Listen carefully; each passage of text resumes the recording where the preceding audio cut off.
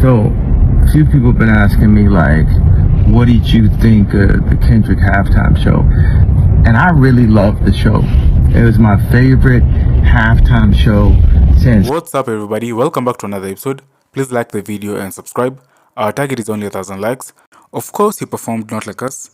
In the lead up to Kendrick Lamar's headline performance at the Super Bowl halftime show, most of the chatter focused on whether he would play the song that was effectively the knockout blow in the months-long battle with Drake last year, the song that became Kendrick Lamar's signature hit and a generational anthem, the song that won both Record and Song of the Year at the Grammys just a week ago, the song that appeared to recalibrate hip-hop power rankings, perhaps permanently. So yes, Kendrick Lamar played the song, towards the end of the set, of course, building up anticipation with a couple of brief musical nods to it, toying with the audience's emotion and thirst.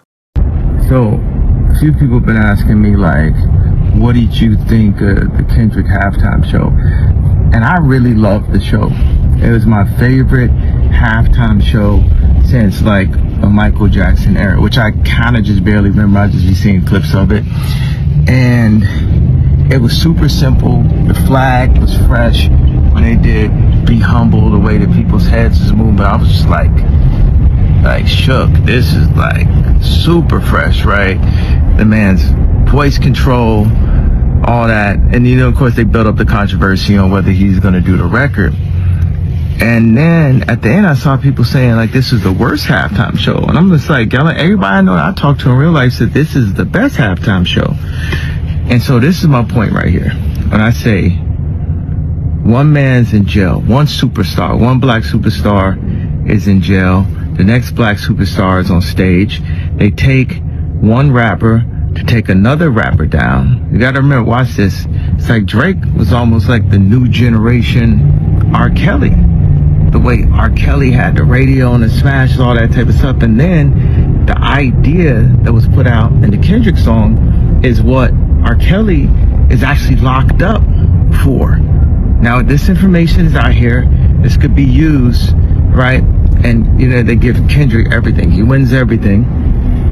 Then he does this amazing Super Bowl commercial. I'm sorry. Forwarding slip, shout out, go to Yeezy.com. I didn't do that on purpose, bro.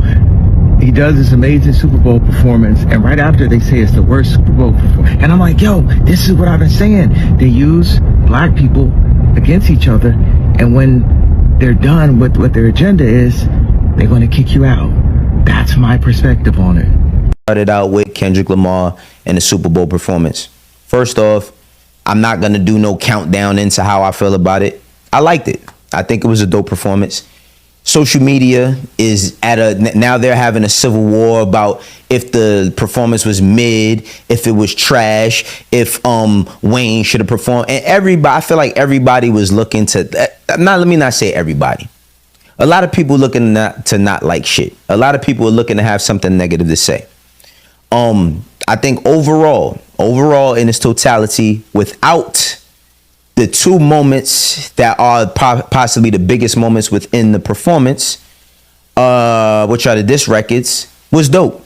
The choreography, the way Kendrick, debuted a new record, the GNX car being at the top, all of the people, the choreography, the people coming out of the coming out of the car, you know what I'm saying, performing, making the American flag. I thought all of that was dope. Now, when Euphoria came on, I didn't expect that at all. You know what I'm saying? Like that's the last thing I thought he was going to do. But Euphoria comes on, I'm like, oh, all right. Then him alluding to Not Like Us being played, I'm gonna do it, but they might sue me. All of that, like I was like, okay. He teased it a few times. Now, here's the conversation that's been the conversation. Oh, he's only this big, or he's only getting these moments because of Drake, and it's only happening because of Drake. Listen, none of that conversation matters. No, there was not going to be an 100% like, yes, we love that performance. Now, it was all the speculation about, does he do it or does he not? He did it. It's over. Well, at least for now, it's over. Social media going to keep this shit going. Social media is going to make it a conversation about the game twos and all of that. We all know Drake got a album coming with Party Next Door this week. And I ain't going front. I'm actually looking forward to hearing the album because Party Next Door is fire. And when Drake does R&B shit, we love that. You know what I'm saying? I'm looking forward to hearing that. I'm not looking forward to hearing no diss records on there or no cryptic messages or Easter eggs you gotta find to figure out if there's a diss on it. Fuck all that. What happened. Kendrick performed at the Super Bowl. The Eagles spanked the Chiefs. Shouts out to Gillian Wallow and the entire Philadelphia State Pre, all my guys. Beans, what up? Now we're gonna move on, or are we? Because it's about to be the 1 year anniversary of Like That in a couple of weeks. You know what I'm saying? Close to a month. But all right, listen. I enjoyed the performance. I got on stream last night. It's not his best performance ever. This not the best he could ever did. I wasn't looking for his best performance ever. It's not his tour. It's a 13-minute set that you got to compile into some entertainment. I thought the Samuel Jackson shit was dope. Samuel Jackson is Uncle Sam. That was fire. Choreography, fire. Song selection, could he have added more songs? Absolutely, but you got 13 minutes. Got to do the shit that people want. People wanted to see. I mean, I didn't think Euphoria was going to get played, but I was like kind of, oh shit, you know what I mean, when it happened. People wanted to hear Not Like Us. You know what I'm saying? Like, it happened. You know what I'm saying? And I think that it's just a battle of the fan bases. It's going to continue to be a battle of the fan bases. I mean, Drake still got his battle with the against Universal Music Group. You know what I'm saying? Kendrick about to go on tour. Somebody should compile and do like one of them end of the movie joints with the Faith Evans and Twisted song and like put everybody added into it, make a meme out of that. That would be fun. You know what I mean? But like, listen, all I'm gonna say is this: regardless to who you rooted for in the battle, that was a great display of hip hop. That was a great display of hip hop at a very high level. That was a great display of hip hop culture. Serena Williams sea-walking at the end. No, I did not see that shit coming. But it ain't like we ain't never seen Serena Williams sea-walk before. It's happened.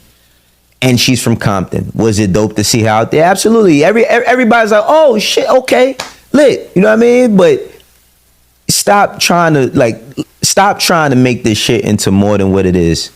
The fact of the matter is this: Kendrick Lamar has had a great year between last year to now. He's had a great career.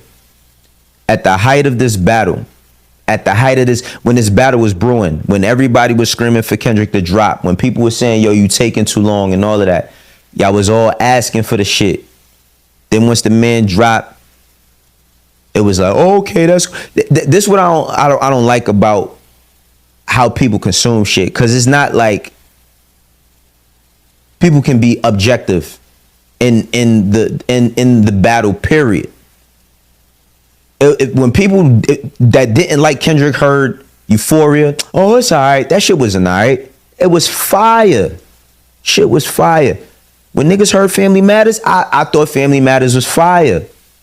At least the second verse on. First verse I ain't really like. You know what I mean? But the second verse, third verse, the beats, fire.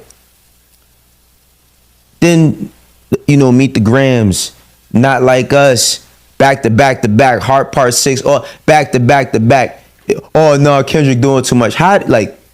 Listen, you get what you asked for. Get it because you asked for it. A nigga ain't a thief, then he better have the cash for it. You know what I'm saying? Everybody got what they wanted out of this situation as far as consumers, as far as being entertained. Now, Drake wins this battle. I don't think Drake wins this battle in the public eye. I don't think Kendrick Lamar performs at the Super Bowl. But that's not what happened. We can't talk about fantasy. We got to talk about what actually happened. Kendrick spanked him. You know what I'm saying? He goes on to do the Super Bowl. He goes on to drop GNX. He goes on to have more hit records with TV off. Shouts out to Mustard. Seen Mustard on the field. That was fire. It's fire. This is hip hop. Know what I mean?